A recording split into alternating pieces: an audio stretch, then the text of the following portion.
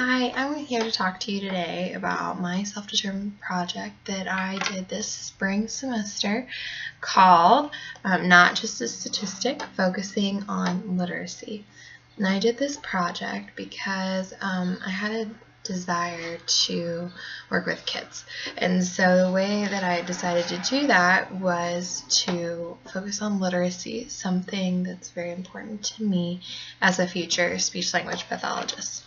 In the field, we can read with kids and develop their language, and it's been proven that the more a child reads, the better literacy skills that they have, the more dynamic their speech is going to be as they age, the more intellectual they'll be.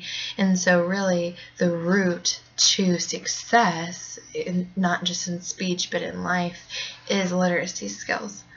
And as I learned this in class and saw this through books, including The Other Wes Moore, and as well as just hearing about it and seeing it prevalent in many of my friends' lives as well as my own, I realized that this is something that I really, really want to pursue. And I wanted to pursue it before I got to graduate school, before I was required, to dive deep and to study literacy then. I wanted to have some support now so that I could go into graduate school feeling like I had a handle on the entire issue. So with my self-determined project, I worked on literacy development with kids, and it started off as a project that was going to simply be working with twins. They're 5th grade girls that were really behind in their literacy and reading development. They were at kindergarten and 1st grade levels and managed to go through the system and make it to 5th grade. And I had been asked to tutor these girls and to work with them, but had been given complete free reign of what I wanted to do and really had nowhere to start. So to dive in, I just started listening more in my classes. One was called Speech Language Development, and in this class we talked about all the different developmental stages of reading and learning, and we utilized Pinterest to create boards that had activities that could help us talk about 5 major concepts of language, and those are the things that stemmed my work with the 2 twins. Now, at the same time, in the same school, I was also asked to dive in and help with this literacy lab.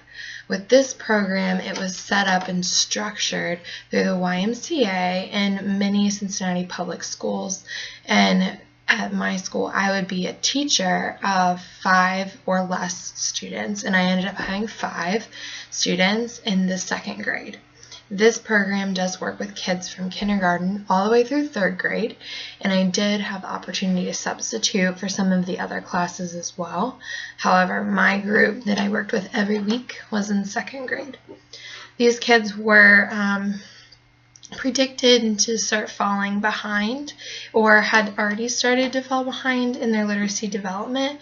However, they were not at the caliber of loss that the 5th grade girls were at. They probably were maybe a grade or 2 behind, which would be kindergarten, 1st grade level. However, these kids were definitely not as set back as the other 2 were.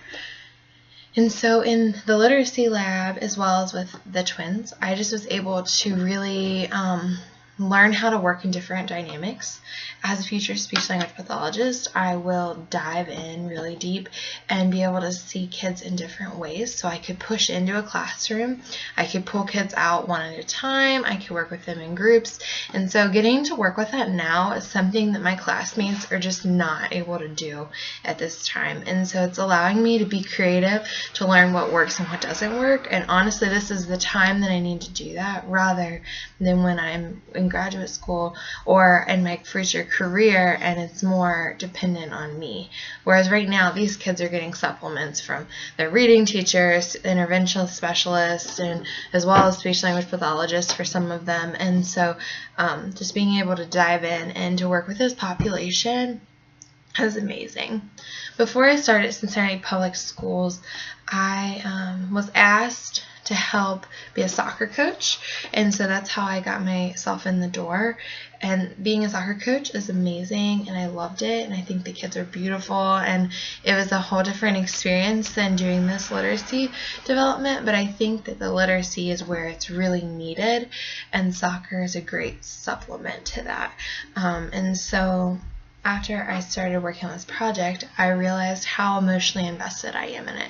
I would call my mom, or I would call my friends and text my friends and just tell them the stories of some of the things that I'm seeing in these schools, and just realize, oh my gosh, this is something that I never realized was this bad. I didn't realize that kids had no idea what pineapple might be, or what a beach is, or that they didn't have the ability to ever understand what kind of foot a horse has, that they have a hoof instead of a claw or a foot.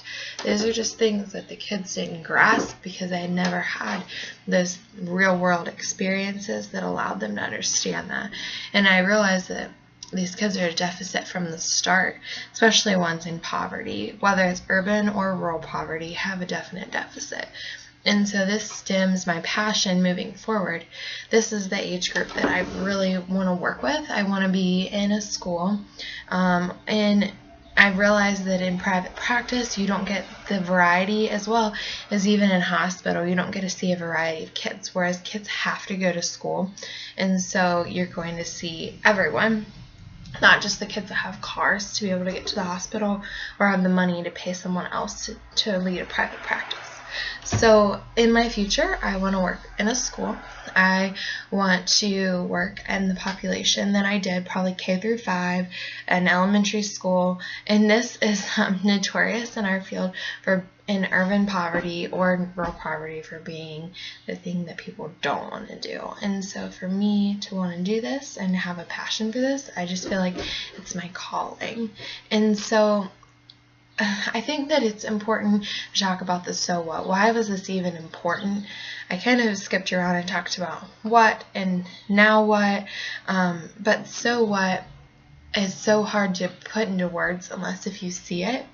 Talking about this just brings tears to my eyes because the kids are beautiful, beautiful kids, and they have passions for things, and they love to talk, and they love to get your attention, and they're there ultimately just because they want to be there, and they have to be there sometimes, but usually the kids have such a desire to learn, and that this project really has impacted them, I think, because I was there for them. I was someone that was still in college, so I could talk about schoolwork with them and have something to have in common, and interest in sports, and talking about fun things we'd like to do in the area. And I also was showing the kids that they too could come from a public school and excel in college and come back and be able to do all kinds of fun things that they're passionate about, show them that they have a career ahead of them,